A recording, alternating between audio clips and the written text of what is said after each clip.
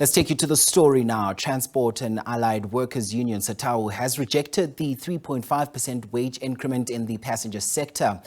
The first round of negotiations started this week, where workers demanded a 15% increment across the board, with all allowances 75% to be paid by the employer and 25% to be paid by the employee on primary health care and family responsibility leave. This is to cover an employee when the spouse is sick. The employer has tabled a 3.5% increment across the board, including allowances for 3 years with no offer of primary health care. Let's bring in SATAWU Deputy General Secretary Anele Kiet, who joins us now. Thank you so much for your time on the agenda. So bring us up to speed on some of your demands. No, as you might know, that South African Transport and Allied Workers Union, together with other unions in the industry, have put demands to the employers, which they went through them. And yesterday we had the first round of negotiations, whereby employers rejected our 15% demand on the salary increase, and also rejected the 1,000 rand allowance that we proposed as unions. As you might know, that there's a risk nowadays in driving those buses. Everyone knows in South Africa that these drivers are going through a lot. They get killed in the line of duty. So we put that demand as part of trying to mitigate that particular issue. Also, we've put a 800 rand demand as an SNT for all workers who are working in the bus industry. Unfortunately, employers have rejected that, and their indication is that they cannot afford that demand, and they put a proposal of 3.5% across the board that will be applicable on each and every demand that we've put on the table. And on the issue of the primary health care, they want to consult their principals. Right. So do you think your demands are reasonable, given the state of the economy in the country?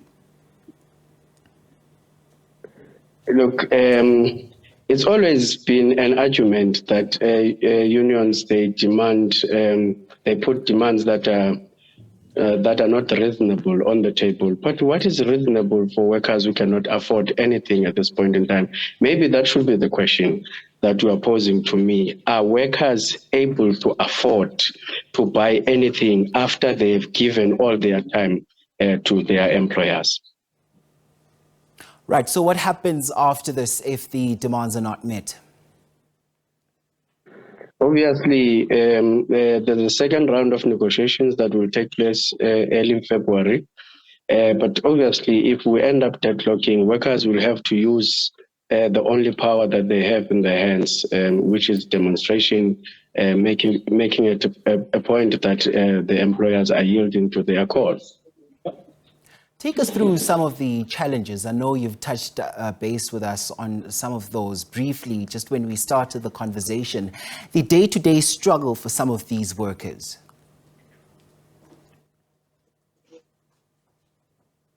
I didn't get that. Can you repeat the question?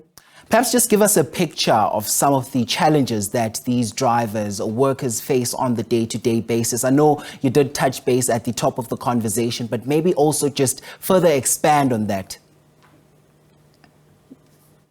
No, look, it's well known in the country that since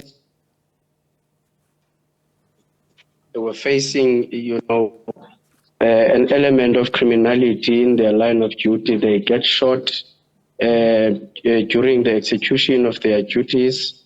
They get hijacked during the execution of their duties. But on top of it all, these drivers, they paid less because some employers believe that these drivers, they can only be compensated for the hours that they are working. But you will know that a person who transports school kids, it is not by his own making that kids between 7:30 and 2:00 they are in class. Therefore, he has to stop the bus. But that person is on duty. But some employers believe that they cannot be compensated for those hours. So, in a nutshell, these drivers are exploited And as unions, we are working very hard in making sure that we reverse and change that situation in order for these workers to be treated as workers. So, Mr. Kit, now that this offer has been rejected by the union, is there an indication perhaps that the employer is willing to come back onto the discussion table? Yes, in terms of the protocol agreement, we have to have the second round of negotiations. In between, we will try to, to engage employers because as parties, we are not anticipating that we need to go on strike. But of course, if we are forced to take that route, we won't have an option. But we would like to resolve this matter amicably for both parties, so that our economy cannot be affected by this. Right, Anile Kit is for SATAWU, that is the Deputy General Secretary, speaking to us there on their demands.